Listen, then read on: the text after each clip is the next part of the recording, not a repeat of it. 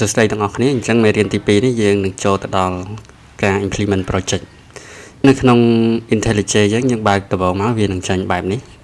ហើយខ្ញុំប្រើ IntelliJ Ultimate version ដោយសារតែកន្លែងនេះគឺយើងនឹងត្រូវ init project ហើយអ្នកខ្លះអាចនឹងប្រើ Visual Studio Code ឬក៏ Eclipse អញ្ចឹងយើងអាចទៅ init project នៅក្នុង web browser បានអញ្ចឹងយើងចូលមកកាន់ web browser របស់យើងមកហើយយើងវាយ Spring Initializer យើងនឹងចូលមកកាន់ Spring Initializer ហ្នឹងនៅខាង link ខាងលើគេហ្នឹងនៅក្នុងគេហទំព័រ Spring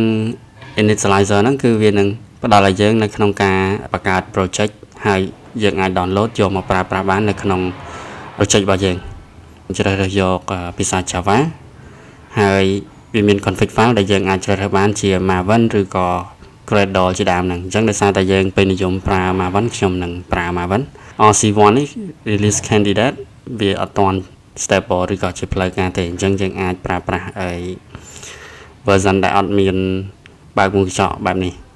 3.4.5 គឺជា version ចុងក្រោយកន្លែង group នេះមានន័យថានៅពេលដែលយើងដាក់ទៅគឺវានឹងចេញទៅជា folder structure តាក់ទងទៅនឹង company ឬក៏ស្ថាប័នផងយើងហ្នឹងឧទាហរណ៍ថាខ្ញុំដាក់ com.kca អញ្ចឹងមកហើយ artifact របស់ខ្ញុំកន្លែងនេះគឺវាអាចជា folder root ហ្នឹងគឺខ្ញុំអាចដាក់ថា demo អញ្ចឹងក៏បានដែរ package name របស់យើងគឺយើងនឹងបានបែបនេះបានន័យថាវាចូលដំបូងគឺ com.kca ហើយ demo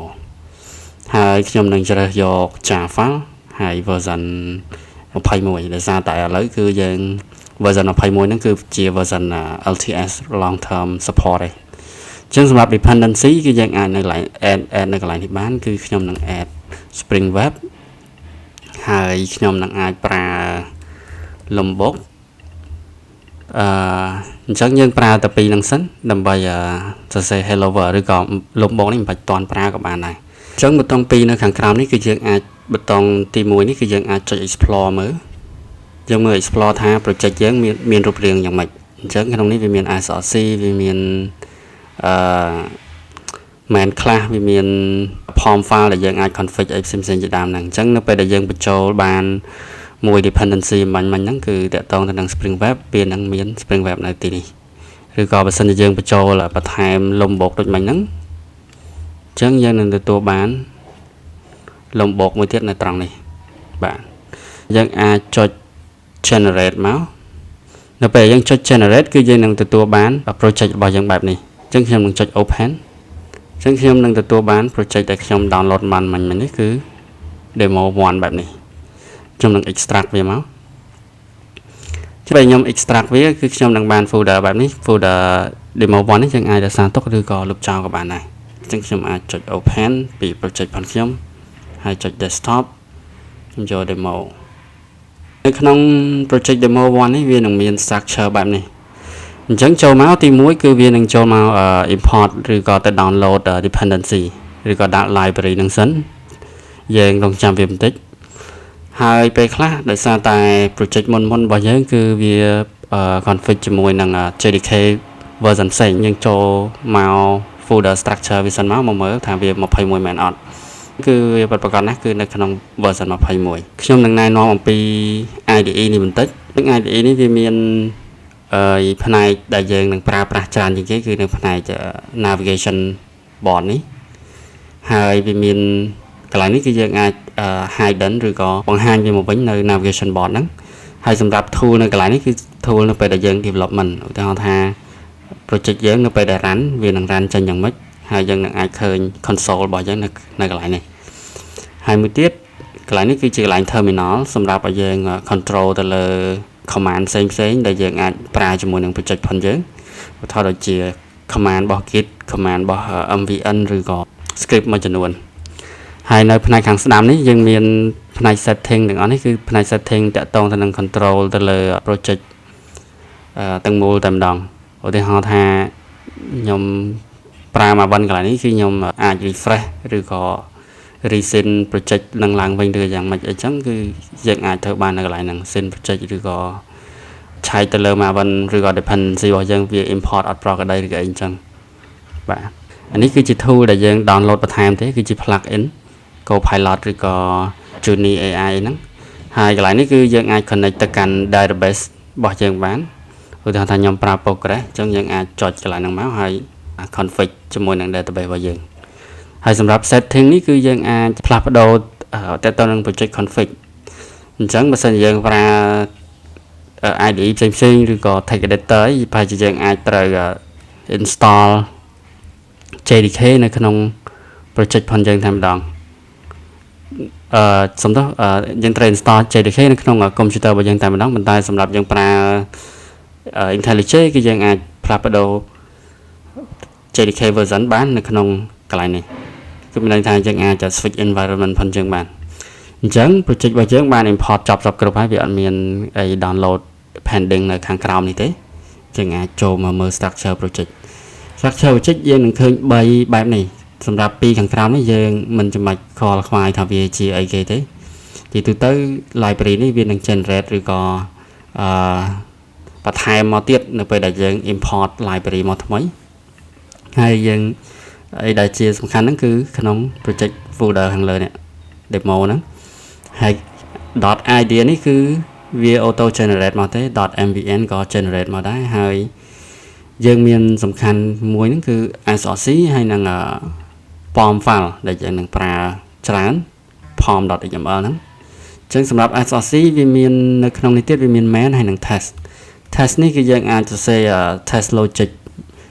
នៅក្នុងនឹងបានបើសិនជាយើងអត់ចង់រ៉ានហើយ test ផ្សេងៗឬអីចឹងយើងអាចសរសេរ test នៅក្នុងនឹងបានហើយសម្រាប់ main នេះជាកន្លែងដែលយើងនឹងសរសេរ code main នេះវាបានចែកជាពីរទៀតវាមាន Java ហើយនិង resource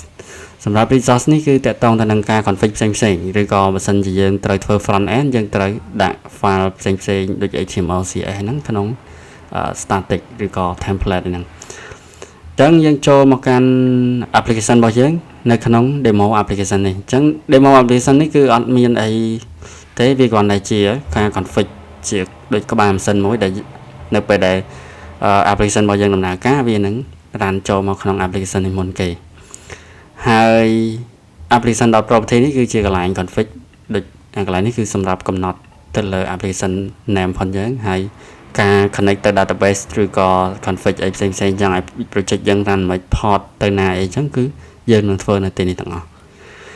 សម្រាប់ demo application នេះគឺវាភ្ជាប់ឬក៏បង្កើតទៅជា web application ឲ្យយើងរួចជាស្រេចហើយ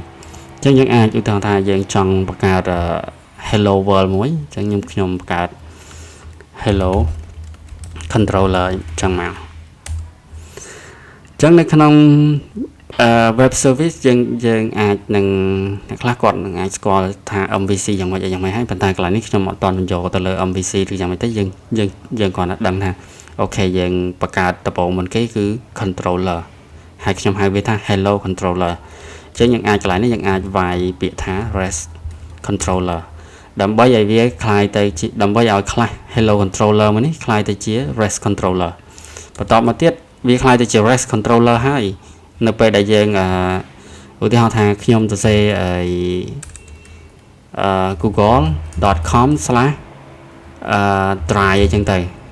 ដើម្បីចូលទៅ Google Drive វាមាន slash បែបនេះតែនេះគឺជា URL ឬក៏ endpoint នៅលើ browser ឯងប៉ុន្តែនៅពេលដែលនៅលើ API វាបែបហ្នឹងដូចគ្នាអញ្ចឹងយើងត្រូវបង្កើត endpoint ហ្នឹងឲ្យវាសម្រាប់ IP ឬក៏ domain IP ឬក៏ domain ខាងមុខនេះដែលយើងហៅថា domain ឬក៏មួយទៀតគេហៅ IP ឧទាហរណ៍ថាយើងចុច192.168 ចុចម៉ានអញ្ចឹងទៅអាហ្នឹងគឺជា IP ហ្នឹងវាកាត់ឡើងនៅពេលដែលយើងចូល application របស់យើងទៅដាក់ក្នុងម៉ាស៊ីនណាមួយវានឹងភ្ជាប់ IP ហ្នឹងអូតូ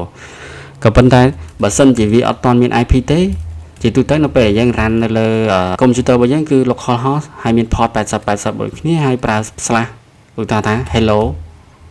world អីចឹងទៅអញ្ចឹងខ្ញុំនឹងបង្កើត slash hello world នេះមួយអញ្ចឹងយើងអាចវាយពាក្យ request mapping ហើយប្រើ slash hello អញ្ចឹងដោយសារខ្ញុំប្រើ AI អញ្ចឹងវាមាន suggestion តែខ្ញុំ recommend កុំតន់ប្រើ AI ហើយយើងដោយសារតែវាជា Marian Basic យើងអាច